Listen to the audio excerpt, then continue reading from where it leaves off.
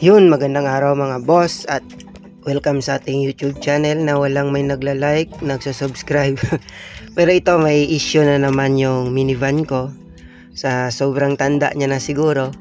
Ito, paparinig ko muna sa inyo yung tunog niya sa ibaba pag nadaan sa rough road.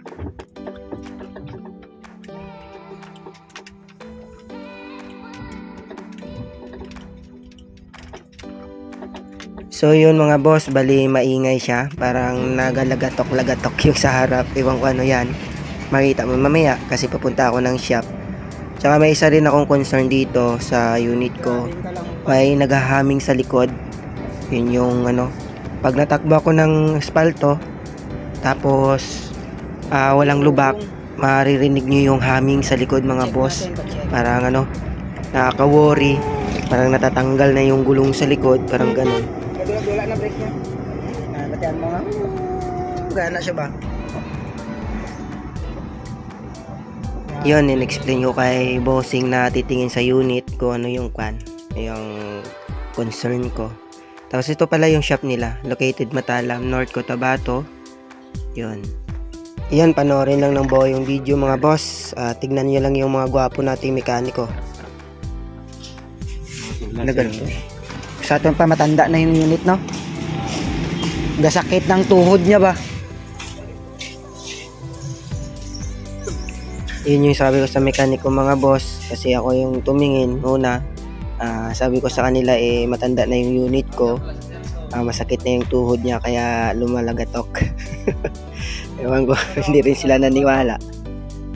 Yun, nakita na nila yung isang cost na lumalagatok. Yung ano, tawag nito, stabilizer daw. Ito yung mukha niya. Yan. Yan yung hahanapin ko pa sa malayo. Yun, bago ako bibili ng stabilizer, pinatingin ko rin yung gulong. Medyo maingay. Pakinggan yung mga boss.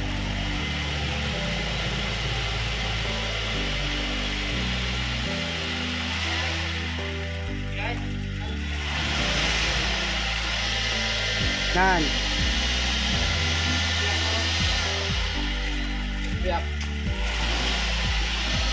Nan. Dalawa ba? Yan dito.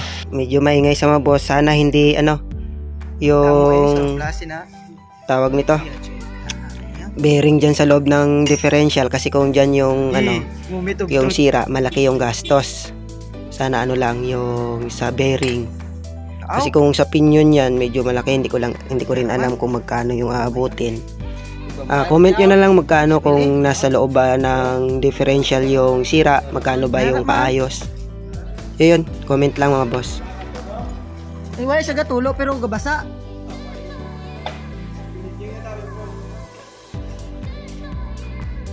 Basa oh.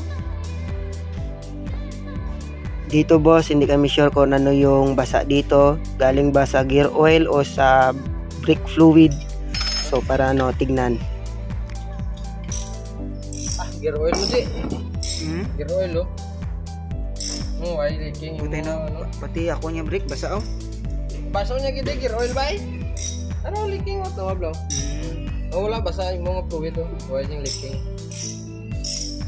So ayun boss, ano yung ano ko, bearing. Lumalabas yung gear oil dyan sa differential, dyan sa dumadaan sa may sirang bearing. Bigay na rin siguro yung bearing kaya ano siya. So yun, patatanggal natin.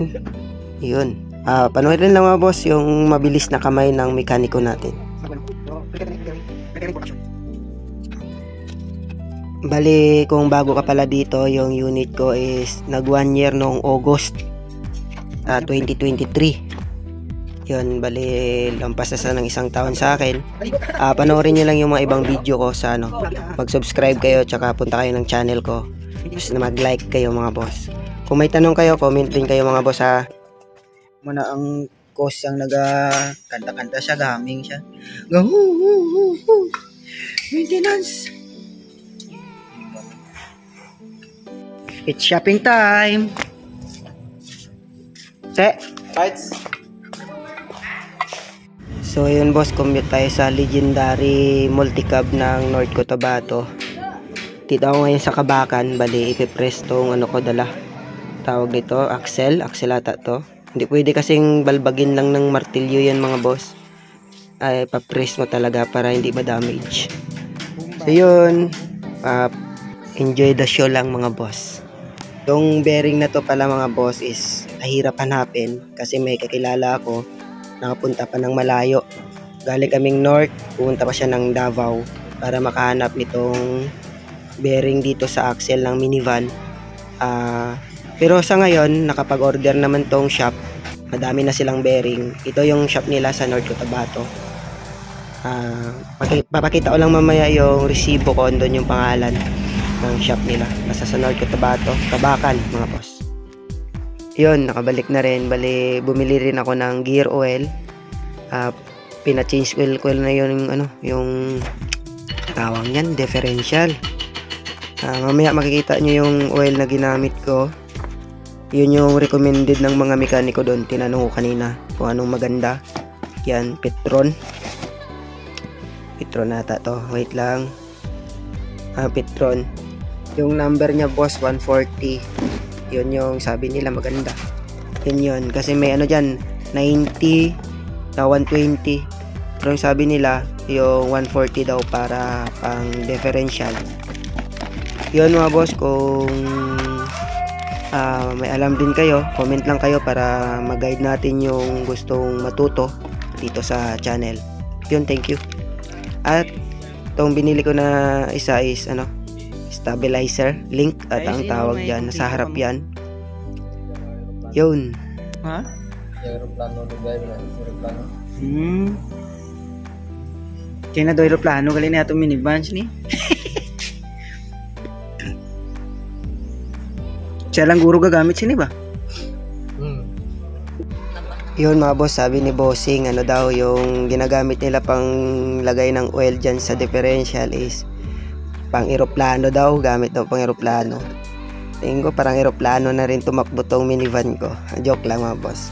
Yung takbo ko lagi dito is 60 to 80 lang. Yun lang yung lagi kong takbo. Hindi ako nagmamabilis, hindi rin ako sobrang bagal. Sakto lang mga boss. Ganun talaga yung takbo ko mga boss.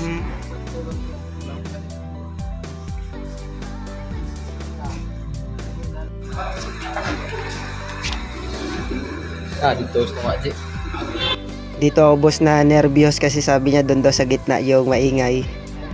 Kasi kung doon sa gitna, ay nako, ang laki ng gastos mga boss. Ninervyos ako eh. Pakicorrect lang ako mga boss. Siguro yung tawag dyan sa sa bearing sa gitna ng differential pinion ata. Pakorek lang mga boss, pa-comment naman. Bali, parang narinig ko lang din na pinion bearing ata yan. Hindi ko rin sure. Hindi rin ako nakapagtanong sa mekaniko kung anong tawag dyan.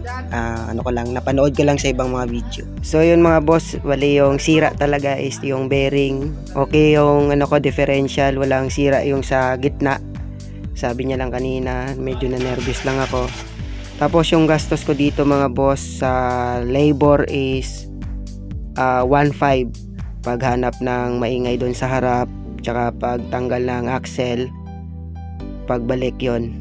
Pati pag change oil ng differential kasama na doon sa 1.5. Tapos dito sa binili ko ng mga materials matawag, yung mga materials. Pyesa yung bearing, yan sa tapos stabilizer link, talaga yung 500. Tsaka yung gear oil ko, ito yung gear oil, 230. Tapos yung labor sa pag-press yan ng bearing, tsaka pagbalik ng bearing.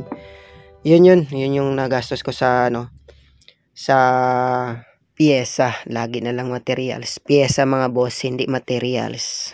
Pyesa. So ayun, mag-subscribe mga boss, mag-like, comment lang kayo kung may tanong. Thank you.